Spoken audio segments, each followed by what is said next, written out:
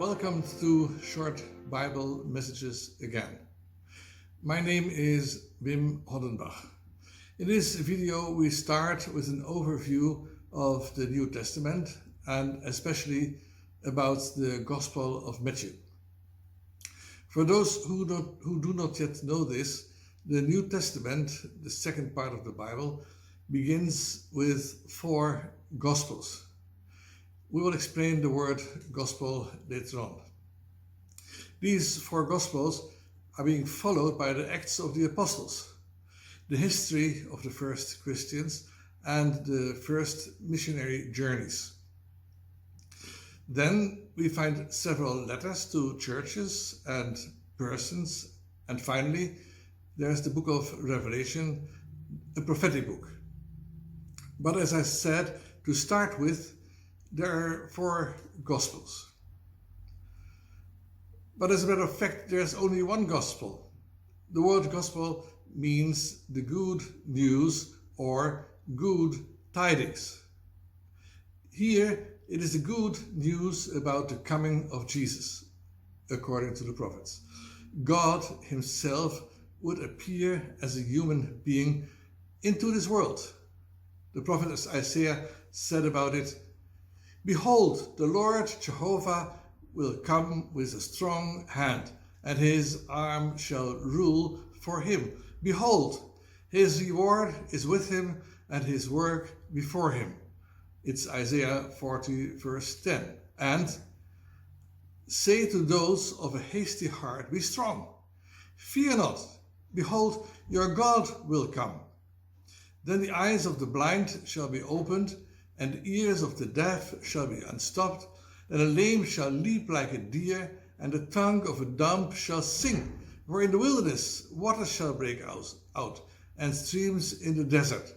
That's Isaiah 35, verse 5 and 6. And many words of these prophets were fulfilled.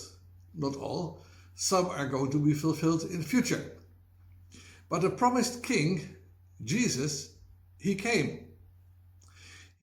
He was the Messiah, that's Hebrew, of the Jews. He was the Christ, that's the same in Greek, and he came into the world. And by the way, he is not just a king, but he also will be a priest and a prophet, all in one person. But all this will only become apparent in the future. Well, this good news, the arrival of the king, this good news was written down by 4 selected authors. That is why there is the Gospel according to Matthew, according to Mark, according to Luke, and according to John. The first writer was Matthew. He was a tax collector for the Romans, and he had, before he followed our Lord Jesus Christ, like his colleagues in general, no good reputation at all. Now, what was his message? Well, him was given the task of showing the Jews that Jesus Christ was indeed the promised King of the Jews, promised by the prophets of the Old Testament. The kingdom. The word that characterizes this gospel is the kingdom. In this gospel, we read about the kingdom of heaven. That is the dominion of heaven over the earth. The heavenly king did come to earth. Isn't that great? Yes, it's great. But what happened to this great king? Well, that was less great. A key verse of this book says, "And they put up over his head his accusation, written, 'This is Jesus, the King of the Jews.'" It's chapter 27, verse 37. The great king crucified. It seemed as if God's plan had failed. But was that so? No. What stood on the cross above his head was fact. He was and is the King of the Jews.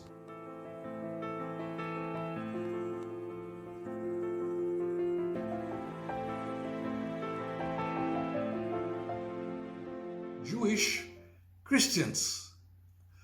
Matthew wrote his gospel for Jewish Christians. Of course, they were asking themselves, what happened to the promised kingdom? God promised it to us in the Old Testament. After all, he promised that he would reign here on earth in this world. Jerusalem would become the capital of the world.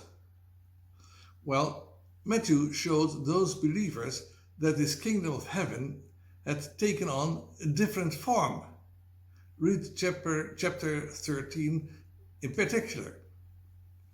For the crucified king did not remain in the tomb. He rose from the dead and is alive.